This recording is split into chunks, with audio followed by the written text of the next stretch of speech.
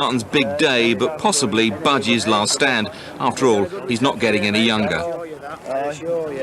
Nerves in the dressing room for Blythe's Argentinian Gustavo de Lela. It was much the same for all the side.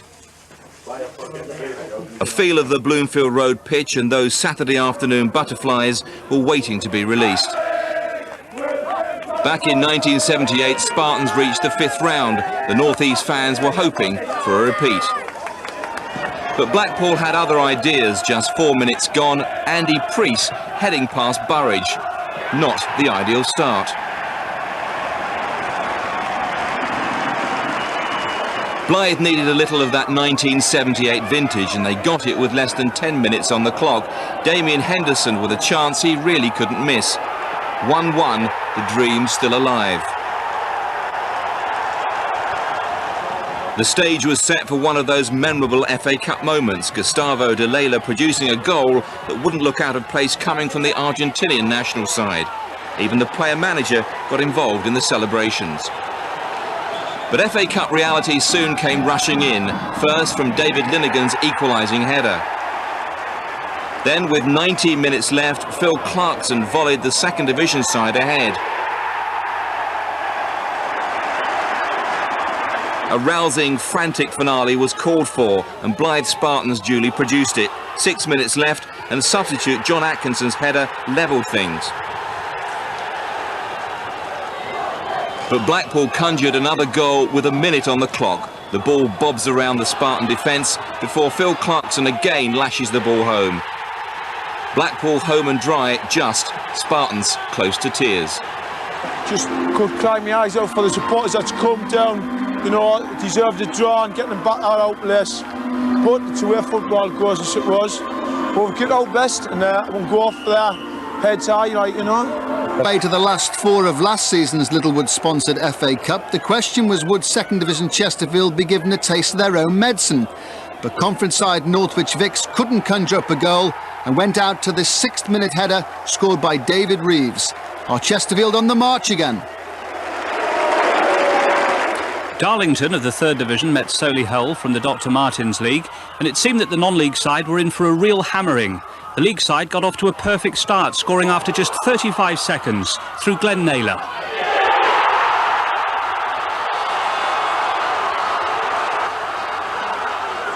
Despite the setback though, Solihull kept their nerve. They equalised in the 60th minute, a cheeky goal from the much-travelled Nicky Cross, scoring against his hometown club.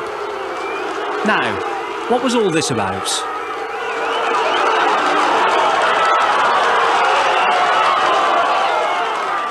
At Sincil Bank, 3rd Division Lincoln were down to 10 men after only 8 minutes. Mark Hone sent off for a scandalous challenge on Paul Ellender, over the top in every way. But despite being a player down, Lincoln went on to take the lead against the Unibond League side Gainsborough after 15 minutes. Dean Walling's header adjudged to have crossed the line. But non-league Gainsborough, with Watford's 1984 FA Cup final goalkeeper Steve Sherwood in goal for them, and rarely troubled in the second half, fought back to equalise through Grant Morrow. A well-taken goal and a difficult replay in prospect for Lincoln.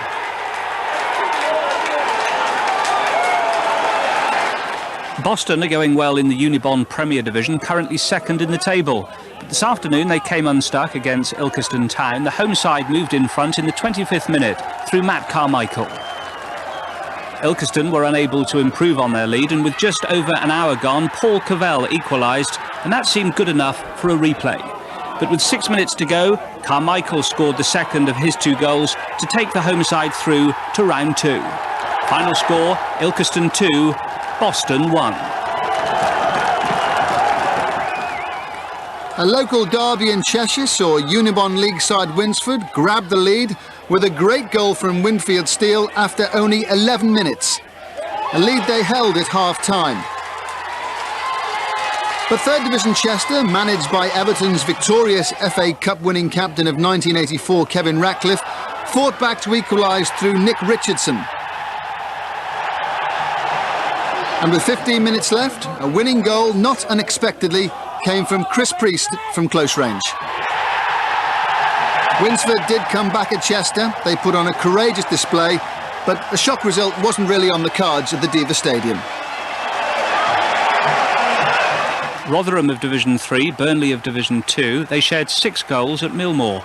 Andy Rusco scored the opener for Rotherham after 17 minutes, the ball taking a cruel deflection.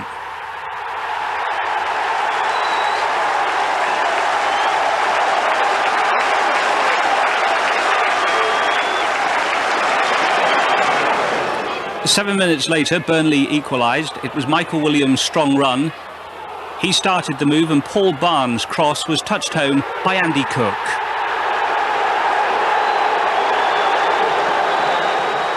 But you couldn't afford to blink and Rotherham went back in front through Alan Neil. 2-1 the score now. Rotherham's lead, though, lasted just a minute. Neil Moore, signed earlier this season, made it 2-2.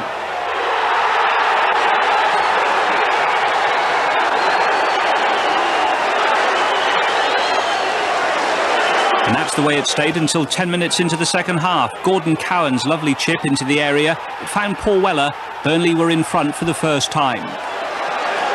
There was, though, still one final twist to come, and Chris Waddle's side were pegged back when Andy Rusco scored his second of the game and Rotherham's third. 3-3. Gary Richardson and... A real fighting performance today from Basingstoke, who were 2 down against second division Wickham. Wickham's John Cornforth scored 2, the first a delightful free kick. Basingstoke, who entered the competition in August, have now played 8 matches. Their much-deserved equaliser came from Paul Wilkinson. Final score, Wickham Wanderers 2, Basingstoke 2.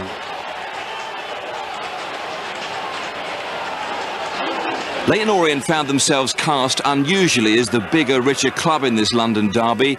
With the game poised at 1-1, Dean Smith cracked home Orient second. It should have settled things.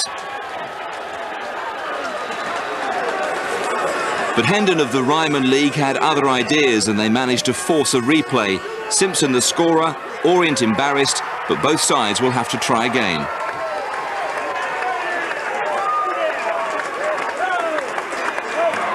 Another league against non-league confrontation took place at Wexham Park, where Slough and Cardiff will need to replay after a 1-1 draw. The league side dominated the early stages and Wayne O'Sullivan put them in front after 15 minutes.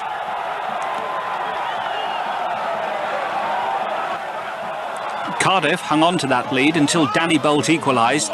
It gives the Slough manager Brian McDermott a return to Cardiff, one of his former clubs.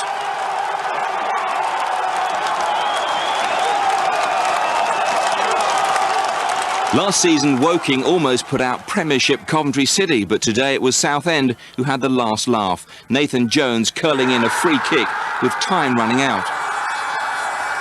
The struggling second division side celebrated in style.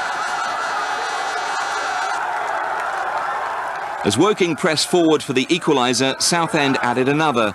Phil Gridlett with a looping header.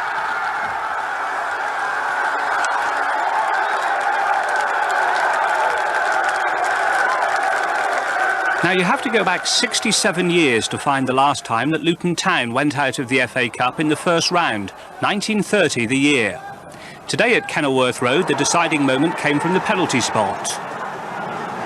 It was Paul Gibbs who kept cool under pressure, scoring the all-important goal, which continues Luton's disappointing season.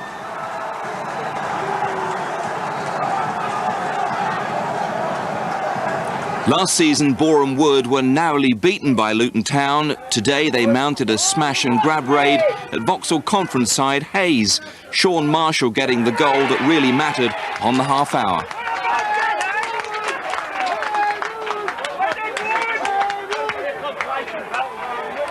Farnborough Town and Dagenham and Redbridge were involved in some unpleasant scenes in their FA Cup tie. A late goal eventually decided the issue in Dagenham's favour. But before that, 2 players were sent off. First, Jamie Laidlaw got his marching orders for a second bookable offence. But as Laidlaw departed, he was involved in a confrontation that led to Gary Howard spraying him with water. Howard was then dismissed for his actions. A replay appeared to be on the cards until John Stimpson popped up to grab Dagenham's winner, and that came with just 4 minutes remaining. Farnborough 0, Dagenham 1. Down in Essex, it was Ryman League against Dr. Martin's League. Nothing complicated, though, about Wisbech Town's first goal, an old-fashioned 1-2, setting up Peter Munns for an excellent strike. Their second goal also had a certain directness about it. Warren Ward's powerful header meant the Fenland side were through to the second round for the first time in 40 years.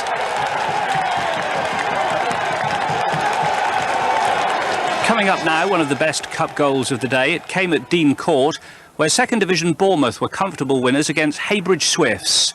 Russell Beardsmore, once of Manchester United, scored their opener, and they never looked back. Bournemouth through 3-0.